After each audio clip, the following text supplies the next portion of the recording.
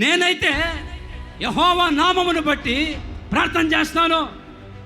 భక్తులు కొంతమంది చెబుతూ వచ్చారు, దావీదు అన్నాడు, నేనైతే దేవుని మందిరంలో ఉన్నటువంటి పచ్చని ఒలివ చెట్టులాగా ఉన్నాను అన్నాడు.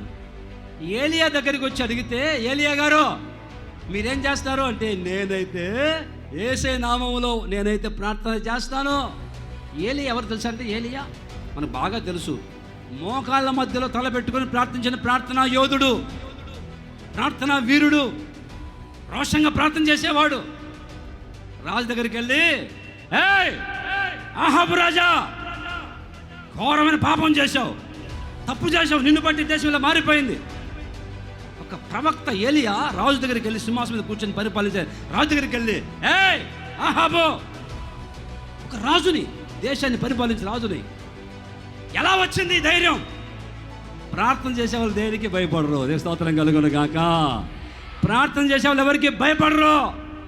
రాజు దగ్గరికి వెళ్ళి, రాజా నువ్వు పొరపాటు చేస్తున్నావు, ఇది మంచిది కాదు, ఈ మార్గం మంచిది కాదు, నువ్వు కొంచెం మార్చుకుంటే మంచిది అని బతిమలాడుకోవాలా ఏలియా. అహాబు రాజా, ఏం చేస్తున్నావు నువ్వు?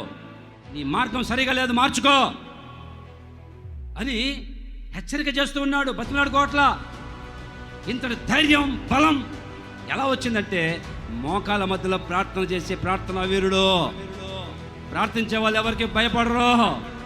ప్రార్థించే వాళ్ళు రోషంగా నిలబడతారు దేవుని కొరకు. స్తోత్రం కలుగును గాక. చరిత్రలో చూస్తే ఎంతోమంది నిలబడ్డారు. ఎవరు భయపడే, చరిత్రలో ప్రార్థన చేసిన వాళ్ళు ఎవరు భయపడకుండా రాజు దగ్గరికి వెళ్ళారు, చక్రవర్తి దగ్గరికి వెళ్ళారు, రోషంగా దేవుని గురించి ప్రకటిస్తూ వచ్చారు. భయపడలా ఎవరికే.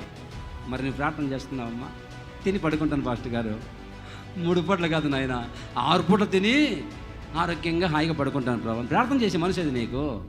ప్రార్థన చేసే కదా. ప్రార్థన చేయక కొన్ని కుటుంబాలకు వెళ్తే కుటుంబాల సమస్యలు, దరిద్రం, ప్రార్థించే అనుభవం లేదు. యేసు నామమును బట్టి ప్రార్థన చేస్తే సంఖ్యలు తెగలేదా? కుంటి వాళ్ళకి కాలు రాలేదా? నీ సమస్యలకు తొలగిపోవా ప్రార్థన చేస్తే? హడావడి పనుల భారం పెట్టుకొని ఆ పనుల భారంలో మునిగిపోయి ప్రార్థన చేయలేక ఎంతసేపు ప్రార్థన చేసావమ్మా? గంట ప్రార్థన చేయాల్సింది. రోజు గంట చేయాలి ప్రార్థన.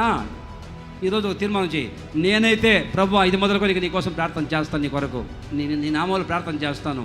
నా సమస్యలు తొలగిపోవాలంటే, నా బంధకాలు తెగిపోవాలంటే, నా జీవితంలో ఒక అద్భుతం జరగాలనుకుంటే ఇది మొదలుకొని నేనైతే ప్రార్థన చేస్తానని ఎవరైతే తీర్మానం చేస్తారో నా ప్రభు అద్భుతాలు జరిగించును గాక. ఆమేన్.